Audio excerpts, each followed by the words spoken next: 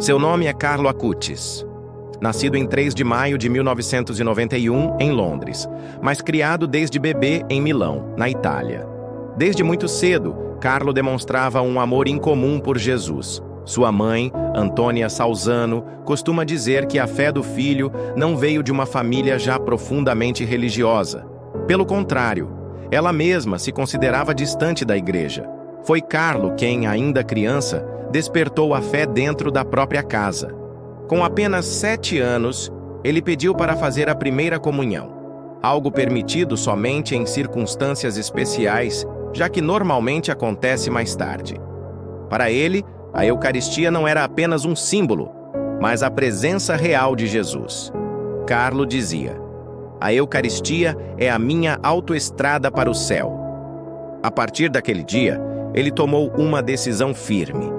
Nunca mais ficaria longe de Jesus na Eucaristia. Ia à missa todos os dias, rezava o rosário diariamente e fazia longas adorações diante do Santíssimo. Apesar de sua profunda fé, Carlo não era um jovem fechado ou fora do mundo. Muito pelo contrário, ele era alegre, brincalhão, cheio de amigos e querido por todos. Gostava de usar jeans e tênis, adorava computador. Tinha um talento impressionante para programação, design e edição de vídeos. Enquanto muitos adolescentes gastavam horas apenas em jogos e redes sociais, Carlo via a internet como um campo missionário. Ele dizia: "A tristeza é olhar para si mesmo, a felicidade é olhar para Deus." Sempre com o olhar voltado para o alto, voltado para Deus. Usava seu tempo para ajudar os colegas nas matérias da escola, defender quem sofria bullying. Visitava os pobres e consolava os sem-teto que encontrava nas ruas de Milão. Sua bondade era concreta, visível, prática. Carlo Acutis, o influencer de Deus. Seu maior projeto nasceu do encontro entre fé e tecnologia. Carlo decidiu catalogar todos os milagres eucarísticos reconhecidos pela Igreja no mundo. Reunia fotos, textos, relatos e, com sua habilidade em informática, criou um site e uma exposição. Ele mesmo fotografava, pesquisava, escrevia e organizava tudo. Viajou com os pais para diferentes lugares a fim de reunir material.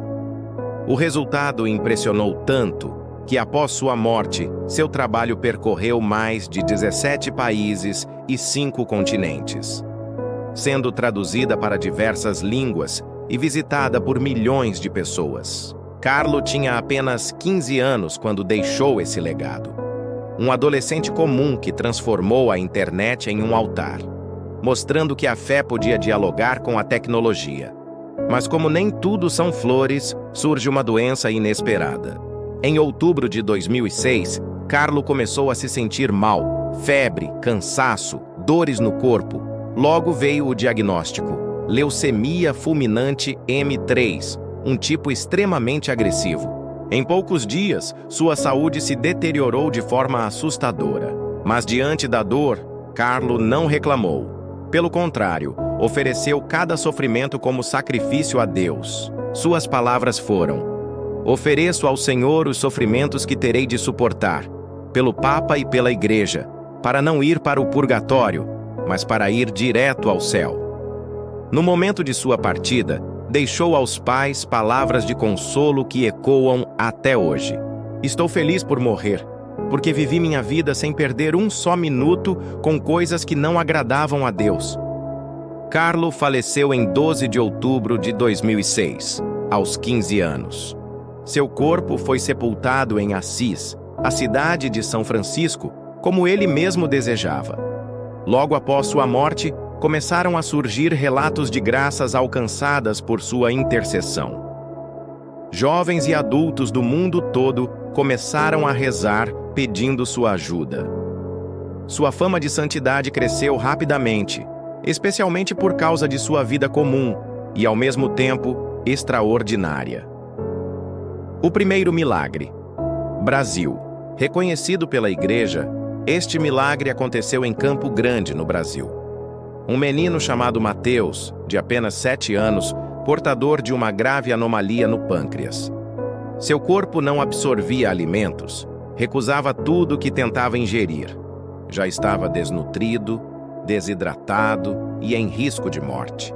A avó de Mateus, devota de Carlo, iniciou uma novena pedindo sua intercessão. Durante a oração, encostaram uma relíquia do jovem italiano no corpo do menino. No mesmo instante, os vômitos cessaram. Os médicos atestaram que não havia explicação científica para a súbita recuperação. Esse milagre foi investigado minuciosamente pela Congregação para as Causas dos Santos e, em 2019, foi oficialmente reconhecido pelo Vaticano.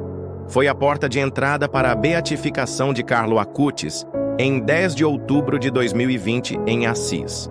O segundo milagre, Costa Rica.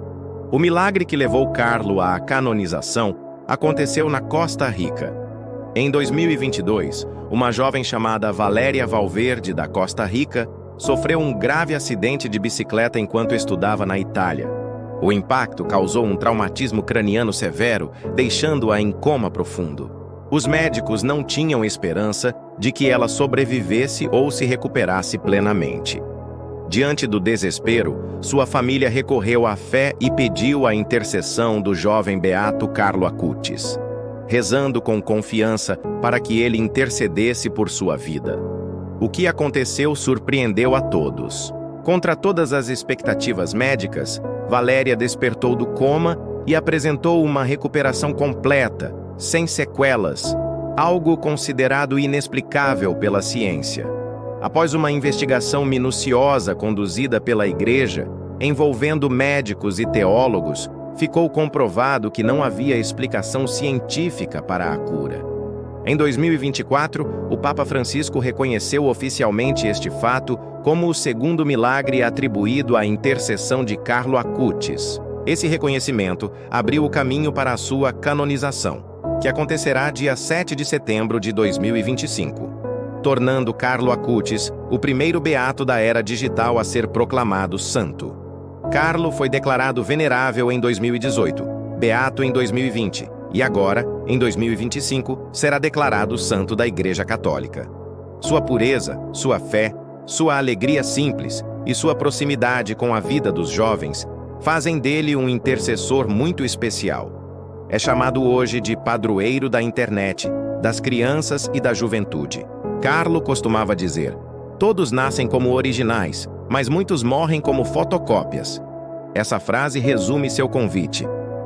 Cada pessoa é chamada à santidade de um jeito único, sem imitar os erros do mundo, mas deixando-se moldar por Deus.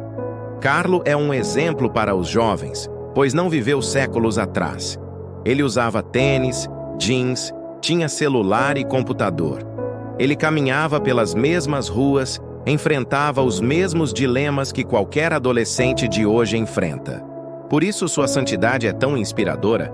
Ele mostra que é possível ser santo na vida comum. Ele não fez milagres em vida, não pregou multidões, não fundou congregações, mas viveu o ordinário de forma extraordinária. Amava os pobres e os ajudava. Era um amigo fiel, estudava com dedicação, usava seus talentos digitais para evangelizar. Colocava Jesus no centro de tudo. A história de Carlo Acutis prova que a santidade não é coisa do passado, nem privilégio de poucos. Ela é possível, mesmo para quem vive no século XXI, cercado de tecnologia e distrações. Carlo nos lembra que, em meio à correria da vida moderna, o verdadeiro sentido está em manter os olhos fixos no céu. Por isso, sua vida toca especialmente os jovens. Ele mostra que é possível usar a internet, os dons e a inteligência, não para destruir, mas para construir, não para afastar-se de Deus, mas para aproximar-se dele. Em 2025, a Igreja o proclamará oficialmente santo.